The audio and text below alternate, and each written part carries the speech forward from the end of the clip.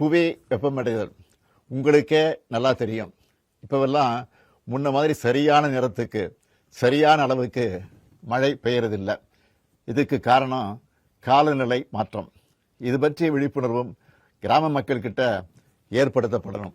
அடுத்து மக்களோட முக்கிய பிரச்சனையாக இருக்கிறது தண்ணீர் பற்றாக்குறை. பணத்தை தண்ணியாக செலவழிக்கிறாங்கன்னு சில பேர் சொல்லுவாங்க. உண்மையிலே தண்ணியை தான் பணம் மாதிரி பார்த்து பார்த்து செலவழிக்கணும். தண்ணீர் பற்றாக்குறை வராமல் இருக்க மழைநீர் சேகரிப்பு ரொம்ப அவசியமானது. இதனால தான் நிலத்தடி நீர்வளம் மேம்பட்டு கிராமங்களுக்கு நீண்டகால நீர் பாதுகாப்பு ஏற்படும். இதுக்கான பொறுப்பு நம்ம எல்லாருக்கிட்டையும் தான் இருக்கு. எனவே இதுக்காக அரசும் ஊராட்சியும் எடுக்கிற முயற்சிகளுக்கு நீங்கள் எல்லாரும் ஆதரவு வழங்கணும்னு கேட்டுக்கிறேன். அடுத்து மழைக்காலம் ஸ்டார்ட் ஆக போகுது. டெங்கு, சிக்கன்குனியா போன்ற நோய்களை தடுக்கிற சுகாதார நடவடிக்கைகளை உடனடியாக முன்னெடுக்கணும். வடகிழக்கு பருவமழைக்கு முன்னாடியே எல்லா ஊராட்சிகளையும் அவசர முன்னெச்சரிக்கை நடவடிக்கைகள் எடுக்கணும். வீதிகள், குடிநீர், மின்சாரம், வடிகால் போன்ற அடிப்படை சேவைகள் பாதிக்கப்படாமல் இருக்க அவசர திட்டங்களை உடனே செயல்படுத்தணும்.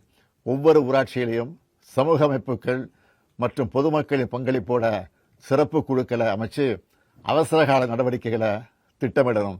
இதனால் பேரிடர் நேரங்களில் ஏற்படுகிற இடர்பாடுகளை குறைக்கலாம். அடுத்து நான் முக்கியமாக சொல்ல விரும்புகிறது கிராம ஊராட்சிகளின் நிர்வாகம், நிதி மேலாண்மை வெளிப்படையாக இருக்கணும்.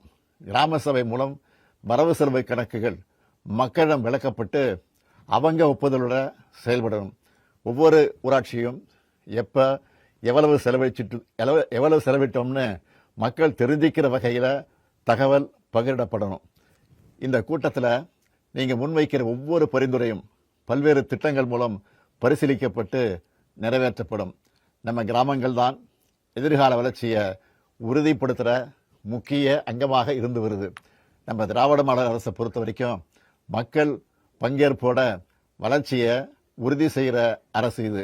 கிராமத்தின் வலிமை தான் மாநிலத்தின் வலிமைன்னு நம்ம செயல்பாடுகளால் நிரூபித்து காட்டுவோம்.